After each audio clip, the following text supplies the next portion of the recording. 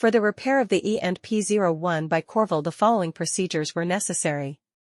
Replacement of various electronic components and general cleanup of the unit. For testing we used 220-volt AC power supply, a potentiometer, and a multimeter to measure the 4 to 20 mA output.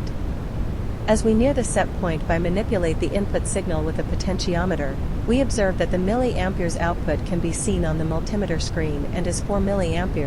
As we get further away from the set point, we observe that the output on the screen of the multimeter is 20 mA.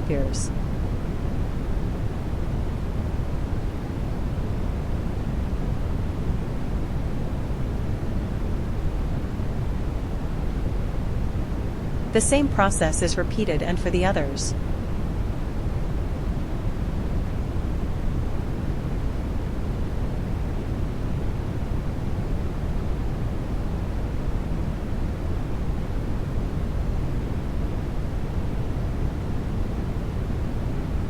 It is now clear that the E&P-01 by Korval are working successfully and are ready to be delivered to the client.